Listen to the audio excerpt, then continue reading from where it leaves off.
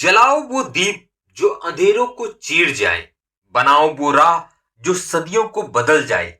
जिसने कलम को शस्त्र बनाया नारी के मान के लिए, वही है सावित्रीबाई क्रांति की पहचान के लिए।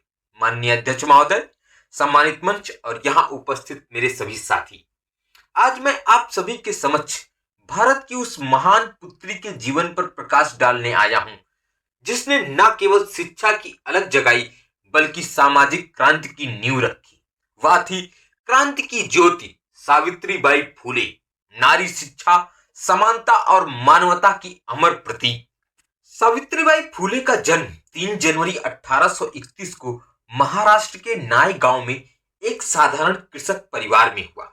उस दौर में स्त्री का स्थान 4 दीवारी तक सीमित था। शिक्षा उसका अधिकार नहीं, अपराध माना जाता था। उस समय भारत में नारी शिक्षा का नाम लेना भी पाप माना जाता था। बालिकाओं को पढ़ाना समाज के लिए अपराध था। लेकिन इतिहास गवाह है, जब कोई साधारण मनुष्य असाधारण साहस के साथ उठ खड़ा होता है तो युग बदल जाता है। बहुत कम उम्र में सावित्रीबाई का विवाह महात्मा ज्योतिराव फूले से हुआ। ज्योतिराव फूले स्वयं एक महान समाज सुधारक थे। उन्होंने न केवल सावित्रीबाई को शिक्षित किया बल्कि उन्हें शिक्षक बनने के लिए प्रेरित किया। यही वह क्षण था जब भारत की पहली महिला शिक्षक का जन्म हुआ।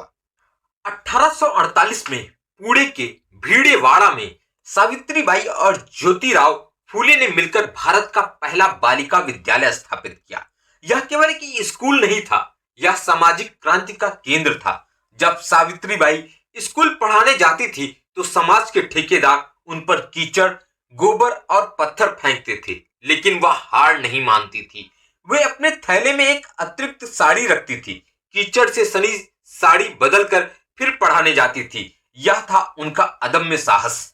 सावित्रीबाई फूले केवल शिक्षिका ही नहीं बल्कि एक सशक्त समाज सुधारक भी थी। उन्होंने विधवा पुनर्विवाह, बाल विवाह विरोध और जातिगत भेदभाव के खिलाफ आवाज उठाई।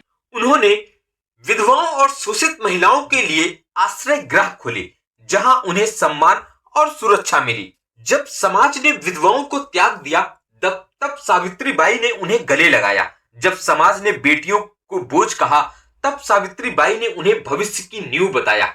उन्होंने शूद्रों, अतिशूद्रों और दलितों के लिए भी विद्यालय खोले, जो उस समय एक अकल्पनीय कदम था। सावित्रीबाई फूले एक संवेदनशील कवियत्री भी थी। उनकी कविताएं अन्याय के विरुद्ध हुंकार थी और आत्मसम्मान की मशाल। वे मानती थी कि शिक्षा ही वह अस्त्र है जो गुलामी की जंजीरें तोड़ सकता है।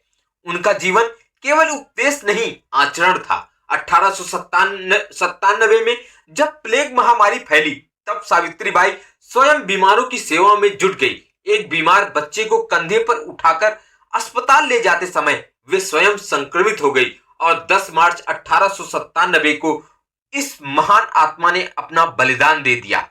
उनका शरीर नश्वर हो गया लेकिन विचार अमर हो गया। साथियों, सावित्रीबाई फूले का जीवन हमें सिखाता है कि परिवर्तन शब्दों से नहीं, साहसिक कर्मों से आता है। वे नारी सशक्तिकरण की जीवंत मिसाल थी। आज जब हम शिक्षा, समानता और अधिकारों की बात करते हैं तो हमें याद रखना चाहिए कि इस मार्ग की पहली मशाल सावित्रीबाई फूले ने ही जलाई थी। आज का नारी सशक्तिकरण आंदोलन, बेटी बचाओ बेटी पढ़ाओ, महिला शिक्षा अभियान, ये केवल सरकारी योजनाएं नहीं है, ये सावित्रीबाई फूले के विचारों की आधुनिक अभिव्यक्ति हैं। जब कोई ग्रामीण बालिका स्कूल जाती है, जब कोई दलित छात्र शिक्षा से आगे बढ़ता है, तब सावित्रीबाई का स्वप्न जीवित होता है। आइए हम संकल्प लें कि हम शिक्षा को अपना हथियार बनाएंगे, समानता को अपना मूल्य बनाएंगे और सावित्रीबाई फूले के सपनों का समता मूलक, शिक्षित और न्यायपूर्ण भारत बनाएंगे। जय शिक्षा, जय समानता, जय सावित्रीबाई फूले।